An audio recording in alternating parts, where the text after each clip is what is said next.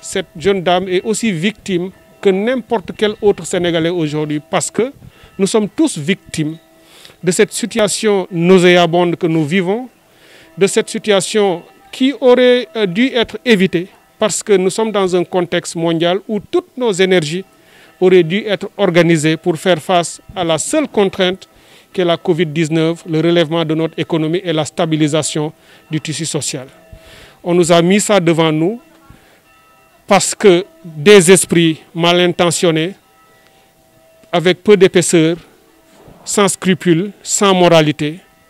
ont pensé devoir casser un opposant en le piégeant, en l'acculant, en le poursuivant et en mettant sur son chemin des choses aussi basses et aussi vilaines. Nous sommes tous victimes parce qu'un État a laissé faire. Nous sommes tous victimes parce qu'une Assemblée nationale, creusée par excellence de la démocratie, lorsque la démocratie respire de toute sa splendeur, ce creuset par excellence de la démocratie a été piétiné, a été détourné pour servir les intérêts d'un groupe. Nous sommes victimes parce que notre République, notre si belle République qui était chantée partout, aujourd'hui est aussi piétinée et prise au piège par des gens qui le sont appropriés, qui l'ont privatisé au service aussi des intérêts d'un groupe. Nous sommes tous pris au piège parce que notre État, l'État qui est un bien commun, aujourd'hui voit ces structures, la gendarmerie, la police, les gardes pénitentiaires et d'autres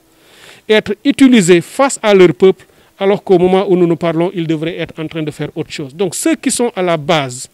de tout ceci, ce sont les seuls et uniques responsables de cette putréfaction qui est devant nous. Aujourd'hui, le Sénégal est à la risée du monde, puisque lorsqu'on vous dit que l'opposant, le premier opposant d'une république qui s'appelle Sénégal, démocratie,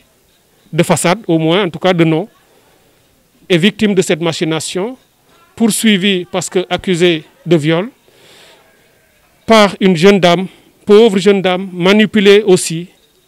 sans preuve, sans aucun élément consistant, mais qui, parce que cet État-là et ses acteurs au pouvoir ont les leviers de la démocratie et de l'État, vont continuer leur chasse à l'homme,